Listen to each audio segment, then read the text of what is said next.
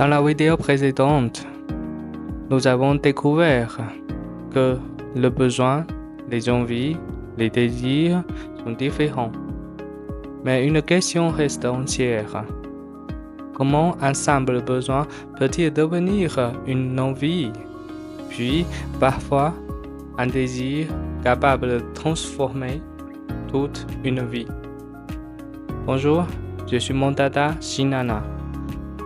Si vous aimeriez aussi comprendre l'être humain pour mieux comprendre la société, ce sujet vous passionne, je vous invite à découvrir ma chaîne.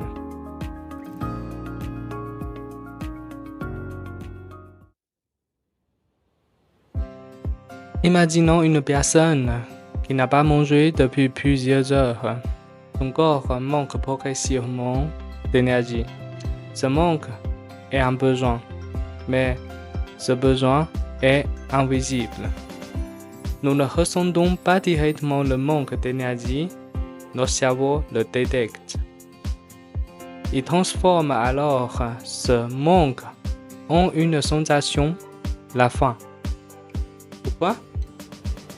Parce que si nous ne ressentions rien, nous pourrions oublier de manger jusqu'à mettre notre vie en danger. La faim est donc un signal d'alarme. Elle existe parce qu'elle augmente notre chance de survie. Pendant des millions d'années, les individus qui réagissaient rapidement à ce signal avaient davantage de chances de vivre et d'avoir des enfants. C'est pourquoi ce mécanisme a été conservé par l'évolution. Mais la faim ne nous dit pas quoi manger. Elle nous pousse simplement à chercher de la nourriture. Alors, une question apparaît.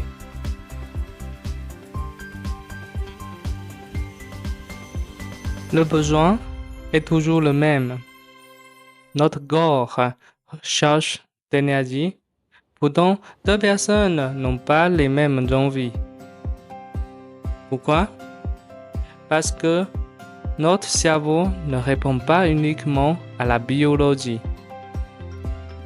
Il est aussi influencé par notre culture, notre famille, notre éducation, nos souvenirs, nos expériences.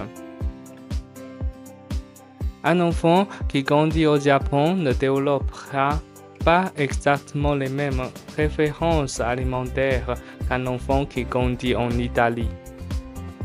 Le besoin est universel. L'envie est déjà beaucoup plus personnelle. On pourrait dire que le besoin est une impulsion biologique, tandis que l'envie est une première interprétation de cette impulsion. Vous voyez une publicité pour un nouveau téléphone. Vous avez soudain l'envie de l'acheter. Quelques jours plus tard, cette envie a disparu. Pourquoi? Parce que toutes les envies n'ont pas la même force. Certaines naissent d'un besoin profond, d'autres apparaissent simplement parce que nous avons vu une publicité, un ami ou un influenceur. Notre cerveau produit énormément d'envies chaque jour. Elles disparaissent aussi vite qu'elles sont apparues. Heureusement, sinon nous passerions notre vie à courir derrière chacune d'elles.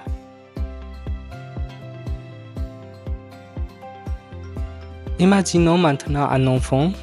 Un jour, il dessine, il aime ça. Le lendemain, il dessine encore. Ses parents l'encouragent. Ses professeurs remarquent son talent. Il progresse, il prend confiance. Petit à petit, ce qui n'était qu'un simple d'envie devient quelque chose de beaucoup plus profond. Il ne dit plus j'ai envie de dessiner. Il dit, je veux devenir illustrateur. L'envie est devenue un désir. Pourquoi? Parce qu'elle a grandi avec le don. Elle a rencontré des expériences positives, des encouragements, des réussites, des valeurs, une identité. Le désir est une envie qui s'est installée durablement dans notre manière de nous projeter dans l'avenir. L'inverse est également vrai. Un enfant adore jouer du piano, mais à chaque cours, on lui répète qu'il est mauvais. Petit à petit, il abandonne. Le désir disparaît. Pourquoi? Parce que notre cerveau apprend. Chaque expérience modifie la manière dont nous percevons nos possibilités. Lorsque nous réussissons régulièrement, nous avons davantage confiance pour poursuivre nos projets.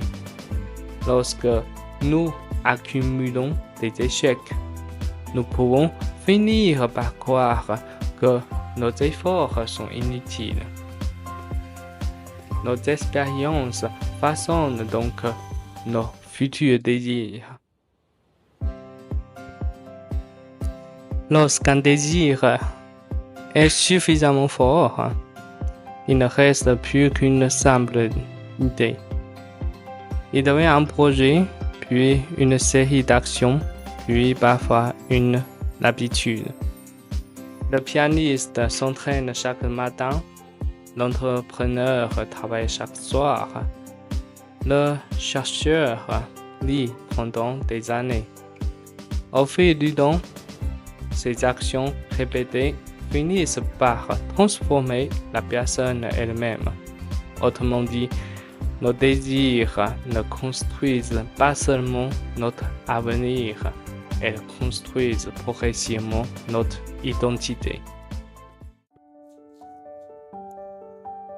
Dans cette vidéo, nous avons proposé un modèle simple pour comprendre le comportement humain. Le besoin est le point de départ. Notre cerveau transforme ce besoin en sensation et en émotion pour nous pousser à agir. Notre histoire personnelle, notre culture, notre expérience orientent ensuite cette pulsion vers différentes envies. Certaines disparaissent rapidement, d'autres grandissent avec le temps jusqu'à devenir des désirs capables d'orienter durablement notre vie. Bien sûr, ce modèle est une simplification. Le comportement humain est plus complexe et le psychologue propose plusieurs théories pour l'expliquer. Mais cette grille de lecture nous aidera tout au long de cette série à relier la biologie, la psychologie et la société. Car si nous voulons comprendre pourquoi les êtres humains travaillent, aiment, créent, font la guerre ou construisent des civilisations, il faut peut-être commencer par comprendre comment un simple besoin peut parfois devenir le projet d'une vie.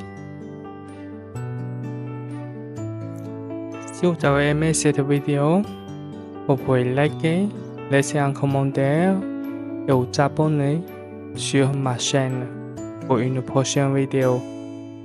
À la prochaine. Au revoir.